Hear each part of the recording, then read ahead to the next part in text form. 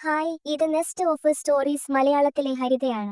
ഇന്ന് ഞാൻ പറയാൻ പോകുന്നത് 2010 പുറത്തിറങ്ങിയ ഫ്രോസൺ എന്ന ഒരു അമേരിക്കൻ സർവൈവൽ ത്രില്ലർ ചിത്രത്തെക്കുറിച്ചാണ്. നമുക്ക് കഥയിലേക്ക് കടക്കാം. ഇംഗ്ലണ്ടിലെ മൗണ്ട് ഹോളിസ്റ്റണിലെ ഒരു സ്കീ റിസോർട്ടിലാണ് സിനിമ ആരംഭിക്കുന്നത്. മൂന്ന് അടുത്ത സുഹൃത്തുക്കൾ, ദാൻ, അവന്റെ ഉറ്റ സുഹൃത്ത് ജോ, ദാന്റെ കാമുകി പാർക്കർ ഒരു സ്കീ യാത്രയ്ക്കായി വന്നിട്ടുണ്ട്. ദാനും ജോയും എല്ലാ വർഷവും ഒരുമിച്ച് സ്കീയിങ് നടത്തുന്ന ഒരു പാരമ്പര്യമുണ്ട്. സാധാരണയായി ജോ ഒരു വനിതാ ലിഫ്റ്റ് ഓപ്പറേറ്ററുമായി ഫ്ലർട്ടിംഗ് നടത്താറുണ്ട്, ഡിസ്കൗണ്ട് ടിക്കറ്റുകൾ ലഭിക്കാൻ. എന്നാൽ ഇത്തവണ ഒരു പുരുഷ ഓപ്പറേറ്റർ ജോലി ചെയ്യുന്നു. അതിനാൽ അവർ പാർക്കറോട് ഫ്ലർട്ടിംഗ് നടത്താൻ ആവശ്യപ്പെടുന്നു. ഓപ്പറേറ്ററെ ആകർഷിക്കാൻ അവൾക്ക് കഴിയുന്നു. കുറഞ്ഞ നിരക്കിൽ ടിക്കറ്റുകൾ ലഭിക്കുന്നു. എന്നിരുന്നാലും ആൺകുട്ടികൾക്കുള്ള അവരുടെ യാത്രയിൽ ഡാൻ പാർക്കറെ കൂടെ കൊണ്ടുവന്നതിൽ ജോയ്ക്ക് അരോചകമാണ്. പാർക്കർക്ക് സ്കീയിങ് ചെയ്യാൻ അറിയാത്തതിനാൽ ഡാനും ജോയും വേഗത കുറയ്ക്കേണ്ടതുണ്ട്. ഇത് ജോയെ ദേഷ്യം പിടിപ്പിച്ചു. കാമുകിക്കും ഉറ്റ സുഹൃത്തിനുമിടയിൽ സമാധാനം നിലനിർത്താൻ ഡാൻ ശ്രമിക്കുന്നു. ആ രാത്രിയിൽ ഡാനും ജോയും ലിഫ്റ്റിൽ അവസാനമായി ഒരു സവാരി നടത്താനും പഴയതുപോലെ ഒരുമിച്ച് സ്കീയിങ് നടത്താനും തീരുമാനിക്കുന്നു. പക്ഷേ ഡാന് കുറ്റബോധം തോന്നുന്നു. പാർക്കറെ കൂടെ വരാൻ പ്രേരിപ്പിക്കുന്നു. അവർ ലിഫ്റ്റിൽ എത്തുമ്പോൾ ഒരു കൊടുങ്കാറ്റ് കാരണം അത് രാത്രി അടക്കുകയാണ്. അവസാനമായി ഒരിക്കൽ കൂടി തങ്ങളെ പോകാൻ അനുവദിക്കണമെന്ന് അവർ ഓപ്പറേറ്ററോട് അപേക്ഷിക്കുന്നു.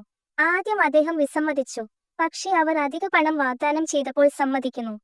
മൂന്ന് സുഹൃത്തുക്കളും ലിഫ്റ്റിൽ കയറിയ ശേഷം ഓപ്പറേറ്റർ ഓഫീസിലേക്ക് പോയി തന്റെ സഹപ്രവർത്തകനോട് 3 പേർ ഇപ്പോഴും ലിഫ്റ്റിൽ ഉണ്ടെന്ന് പറയുന്നു.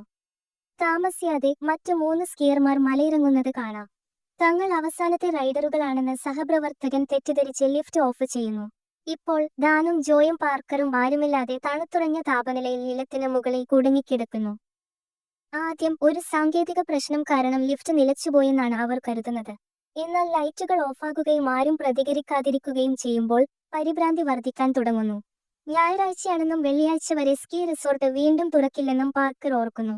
അതായത് അവർ ഏകദേശം ഒരു ആഴ്ചയോളം കുടുങ്ങിക്കിടക്കാം. സഹായത്തിനായി അവർ നിലവിളിക്കാൻ ശ്രമിക്കുന്നു. പക്ഷെ ആരും അത് കേൾക്കുന്നില്ല. രാത്രിയാകുമ്പോൾ തണുപ്പ് അസഹനീയമാകും. ഒരു സ്നോബ്ലോ അടുത്തുവരുന്നു.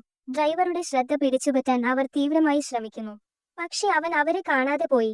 പിന്നീട് പുകവലിക്കാൻ ശ്രമിക്കുന്നതിനിടയിൽ പാർക്കർ അബദ്ധവശാൽ അവളുടെ കൈറകൾ താഴെയിടുന്നു. സാഹചര്യം വഷളായതോടെ ഡാൻ താഴേക്ക് ചാടാൻ തീരുമാനിക്കുന്നു. ജോയും പാർക്കറും അരുതെന്ന് അപേക്ഷിച്ചിട്ടും ഡാൻ ചാടുന്നു. നിർഭാഗ്യവശാൽ മഞ്ഞ് വീഴ്ചയെ മയപ്പെടുത്തുന്നില്ല. അവന്റെ 2 കാലുകളും ഒടിഞ്ഞു, എല്ലുകൾ പുറത്തേക്ക് തള്ളി നിൽക്കുന്നു. ഇപ്പോൾ അവൻ വേദനയിലാണ്, അനങ്ങാൻ കഴിയുന്നില്ല. അതിലും മോശം, അവന്റെ രക്തസ്രാവം ഒരു കൂട്ടം ചെന്നാക്കളെയും ആകർഷിക്കുന്നു. ഡാൻ ശാന്തനാകാൻ ശ്രമിക്കുന്നു. പക്ഷേ ചെന്നാക്കൾ അവനെ വളയുന്നു. ചെന്നാക്കൾ ഡാനെ ക്രൂരമായി കൊല്ലുന്നത് ജോയും പാർക്കറും മുകളിൽ നിന്ന് നിസ്സഹായരായി നോക്കി നിൽക്കുന്നു. ഞെട്ടിപ്പോയ ജോയും പാർക്കറും പരസ്പരം വാദിക്കുകയും കുറ്റപ്പെടുത്തുകയും ചെയ്യുന്നു. പക്ഷെ ഒടുവിൽ അവർ കരയുന്നു. പിറ്റേന്ന് രാവിലെ പാർക്കർ തന്റെ കൈ ലിഫ്റ്റ് ബാറിൽ മരവിച്ചിരിക്കുന്നതായി കാണുന്നു. അവൾ അത് കീറുമ്പോൾ അവളുടെ തൊലി കീറിപ്പോകുന്നു. ജോ കേബിളിലൂടെ അടുത്തുള്ള സപ്പോർട്ട് ടവറിലേക്ക് കയറാൻ തീരുമാനിക്കുന്നു. അവന്റെ കൈകൾക്ക് ഗുരുതരമായി മുറിവേറ്റു. പക്ഷെ അവൻ മുന്നോട്ട് നീങ്ങുന്നു. അവൻ നിലത്തെത്തിയപ്പോൾ ഒരു ചെന്നായി അവനെ ആക്രമിക്കുന്നു. പക്ഷേ ജോ ഒരു സ്കീ പോൾ ഉപയോഗിച്ച് തിരിച്ചടിക്കുന്നു. കൂടുതൽ ചെന്നാക്കൾ ഓടിച്ചുകൊണ്ട് അവൻ മലയിറങ്ങുന്നു. പാർക്കർ സഹായവുമായി മടങ്ങിവരുമെന്ന് പ്രതീക്ഷിക്കുന്നു. പക്ഷേ മണിക്കൂറുകൾ കടന്നുപോകുന്നു, ജോയുടെ ഒരു സൂചനയും ലഭിക്കാതെ. ഉള്ളിന്റെ ഉള്ളിൽ ചെന്നാക്കൾ അവനെയും പിടികൂടിയിരിക്കണമെന്ന് അവൾക്കറിയാം. അടുത്ത ദിവസം പാർക്കർ കസേരയിൽ ചാരി നിൽക്കുമ്പോൾ ബോൾട്ടുകൾ അഴിഞ്ഞു വീഴുന്നു. ലിഫ്റ്റ് സീറ്റ് നിലത്തു വീണ് കാലുകൾ ഒടിഞ്ഞു വീഴുന്നു. ദൃഢനിശ്ചയത്തോടെ അവൾ മഞ്ഞുമലയിലൂടെ ഇഴഞ്ഞു നീങ്ങുന്നു. വഴിയിൽ ജോയുടെ അവശിഷ്ടങ്ങൾ അവൾ കാണുന്നു.